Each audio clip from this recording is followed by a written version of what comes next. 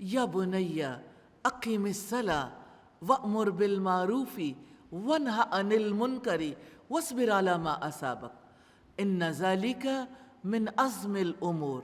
اے میرے چھوٹے بیٹے، نماز قائم کرو اور نیکی کا حکم دو اور برائی سے روکو، اور جو مصیبت بھی تم پر آئے اس پر صبر کرو۔ یقیناً یہ بڑے ہمت کے کاموں میں سے نماز قائم کرنا اس لیے ہمت کا کام ہے۔ 5 اوقات میں انسان جس بھی حالت میں اسے رب کے پاس پہنچنا ہے، وقت کی پابندی کرنی ہے۔ کبھی اٹھنا مشکل، کبھی رات کو سوتے ہوئے نماز ادا کرنا مشکل، کبھی دن کی ایکٹیویٹیز میں ان کو چھوڑنا مشکل، اور اس سے بھی زیادہ مشکل کام جانتے ہیں کیا ہے؟ نیکی کا حکم دینا۔ ماں باپ تو بچے کو یہ سکھاتے ہیں تجھ کو پڑھائی کیا پڑی، اپنی نہ بھیڑ تو، کہ بیٹا کسی کے معاملات میں دخل نہیں دینا، اپنے کام سے کام رکھو۔ یہ کتنا عظیم باپ ہے، اپنے بچے کو کتنا عظیم کردار سکھا رہا ہے کہ ایک عظیم کردار آپ نے ایک عظیم انسان بننا ہے، نیکی کا حکم دینا اور برائی سے روکو، اور جو مصیبت بھی تم پر آئے اس پر صبر کرو۔ اب آپ مصیبت پر صبر کرنے کی بات کرتے ہیں، میں یہ کہتی ہوں آپ اپنے بچے کے صبر کو افطار میں دیکھیں، کھانے کی ٹیبل پہ، دسترخوان پر دیکھیں۔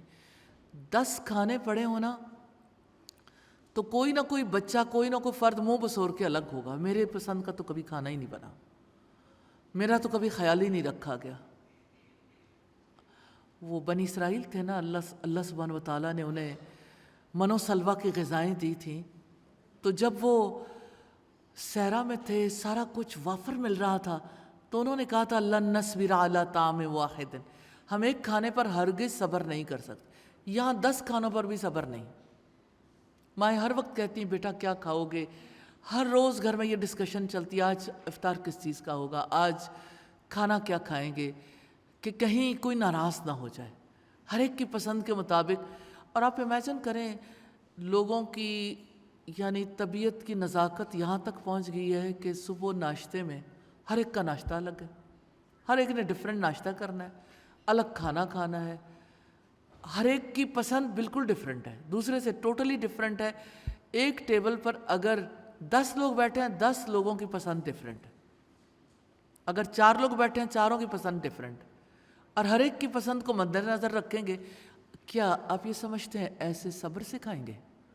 یہ صبر سکھانے کا طریقہ ہے؟ یہ بے صبری کا راستہ ہے کہ آپ لوگوں کی خواہشات ہی کا ہمیشہ خیال رکھیں۔ تو ہم نے تو جو لائف سٹائل اختیار کیا ہے، اس میں صرف خواہش ہے جس کے بت کو سارے پوجتے ہیں۔ زندگی میں بڑی ویلیوز تو ہے نہیں، کوئی بڑا کام ہے نہیں۔ کل کے لوگ جہاد کرتے تھے، کل کے لوگوں کو اپنا مشن پتا تھا کہ ہم نے زندگی میں بڑا کام کرنا ہے۔ جس کے پاس مشن ہو اس کے پاس کب فرصت ہے کہ میں نے فلاں وقت میں یہ کھانا، فلاں وقت میں یہ کھانا۔ اس کو تو یہ پتا ہے کہ کھانا کھا کر جو قوت ملے گی اسے اللہ سبحانہ و تعالیٰ کے لیے لگانا، اسے جو اللہ سبحانہ و تعالیٰ نے دیا شکر ہے۔ یہاں ہر کھانے پہ کوئی نہ کوئی کیڑے نکالنے والا ضرور ہوتا ہے، کوئی نہ کوئی یہ ضرور کہتا ہے کہ اچھا فلاں چیز ٹھیک ہے یا نہیں ہے۔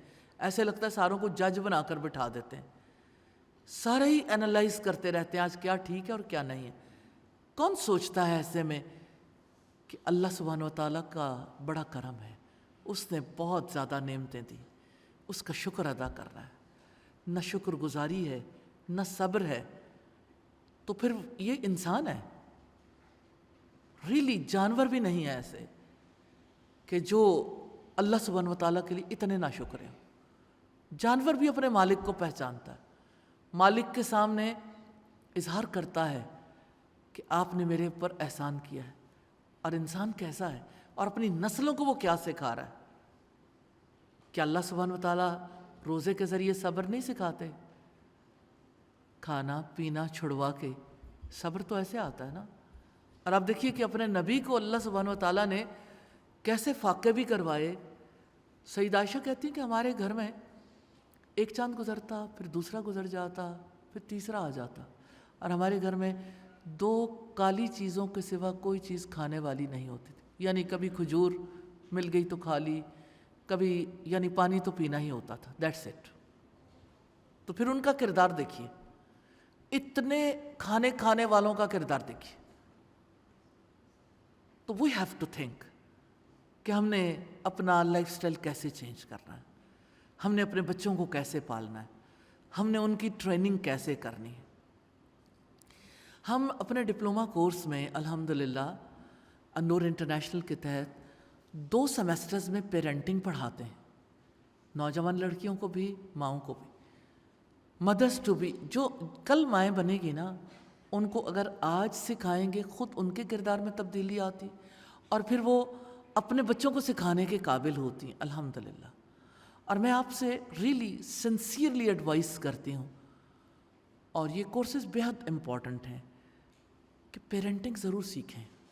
پیرنٹنگ کا سب سے بڑا نفع یہ ہے کہ انسان خود بہت اچھا سیکھتا ہے، کیونکہ اپنے وجود سے الگ کر کے دیکھتا ہے اسے، اور جب اسے پتہ چلتا ہے کہ بچے کو تو آپ سکھا ہی نہیں سکتے جب تک کہ آپ خود صاحب عمل نہیں ہوتے.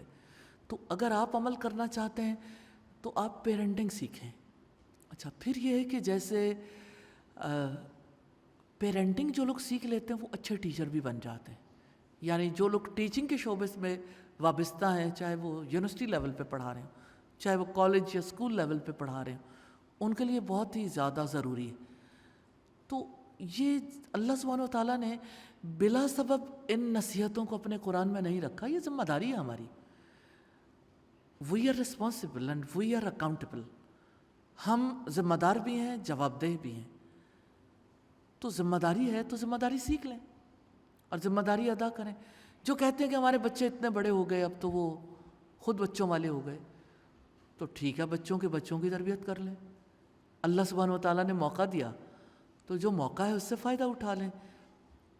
اور میں یہ سمجھتی ہوں کہ انسان کم از کم اتنا تو کر سکتا ہے کہ سوسائٹی کے بچوں کو اپنے گھر سے جواب مل جائے تو انسان اپنے آپ کو بیکار نہ سمجھے، سوسائٹی کے بچوں کو سکھانا شروع کر دے.